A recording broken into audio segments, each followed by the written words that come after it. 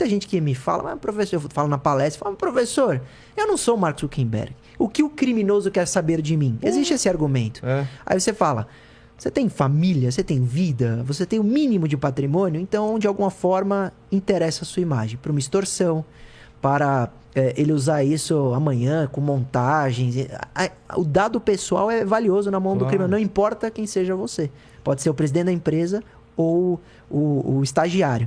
Por isso que esse tipo de privacidade, você colocar fita na câmera integrada e no microfone integrado, são premissas que não é um exagero, né, Pata? Toda vez que a gente cai no assunto privacidade, a gente tem esses dois lados, né? Mesmo quando não é só pensando no lado de um criminoso acessando a informação. A gente fala muito disso quando está falando do controle das informações pelo Estado. Tem muita gente que defende. Não, o Estado deveria poder ler tudo o que eu falo no WhatsApp, porque se tiver um criminoso articulando um atentado ou articulando um crime, o Estado vai conseguir intervir e vai conseguir conter esse ataque. Vendo por esse lado, maravilhoso, né?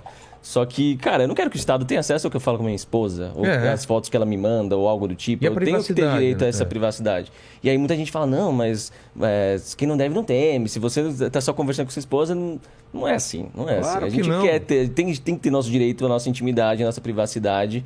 E querendo ou não, é uma escolha, sim, infelizmente. Eu concordo. Eu gostaria de poder ter um artifício que só a parte de se antecipar a crime fosse vista. Mas, infelizmente, isso não existe. Todo o sistema que traz mais privacidade está trazendo privacidade para todo mundo. Seja ele o uso legítimo do cidadão que quer ter o direito de conversar com a sua esposa, trocar o nude ou o que for, seja ele o criminoso que está articulando um crime. Então, não dá para ir por esse caminho. O próprio Snowden mostrou muito disso, né? Com todo o que aconteceu no 11 de setembro. Dá o contexto pra gente do Snowden. No pós-11 de setembro, né? A justificativa, né? Foi a justificativa. Não, a gente precisa ter mais controle, precisa combater terrorismo, Então, vamos controlar. Começou a ter o controle massivo nos Estados Unidos. E o Snowden fazia parte... Monitoramento da população em geral. Tudo que a gente tinha como a privacidade ideal caiu por terra com todos os esquemas que eles tinham ali, basicamente. E o Snowden via isso acontecendo e fazia parte, inclusive, desses programas de monitorar dados de forma massiva, e ele se incomodou em um momento e acabou expondo isso. E de novo, a gente cai nessa questão. Então, existia Mas qual um foi motivo... a repercussão na época?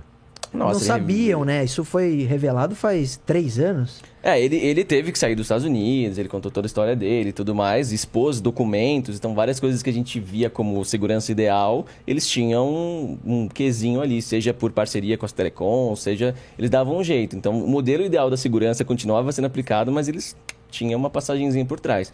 E eles adotavam um controle assim surreal, a ponto de que, cara, se eles quisessem ter acesso a qualquer dado de qualquer cidadão, eles tinham, invadindo a intimidade de todo mundo. E aí que começa o problema, porque, de novo, se isso fosse ser usado só para fins de investigação policial, beleza. Mas não é. Quando o controle é muito grande, quando o poder de controle é muito grande, sempre dá merda. Quando a gente está falando isso, a gente está falando de diferenças entre direitos coletivos e individuais. E, na verdade, para traduzir, não vou entrar para o juridiquês por óbvio, precisa ter o equilíbrio. O Estado, né, os agentes de controle, polícia, etc., ela tem o limite de invasão daquela privacidade que pode ser quebrada por ordem judicial ou até por lei que determine previamente. Agora, isso interrompe-se a partir de um momento. Aquilo extrapola a lei, mesmo sendo o Estado te vigiando. Mas eu não devo nada. Esse argumento não funciona. Não é porque você não deve nada que você não deve ter privacidade ou intimidade. Até porque isso é uma garantia na Constituição. Prevalece ao poder do Estado. Então, é um equilíbrio que tem que procurar, que seria qual? Até que ponto o Estado pode monitorar a sua população, porque ali terão criminosos, e isso vai inibir as condutas ou vai ajudar na investigação. Agora, qual é exatamente esse meio termo que a gente está tentando Mas não parece uma batalha meio perdida, assim? A gente não tem mais como ter aquela privacidade antes. Parece que não. Parece que já foi, né? Porque todo mundo clama por câmera na rua, câmera não sei aonde. Colocar mais câmeras. E aí? Você está perdendo a privacidade. Sim. Quando você entra numa rede social para usar ela de graça, você está dando a eles acesso a seus dados pessoais. Perfeito.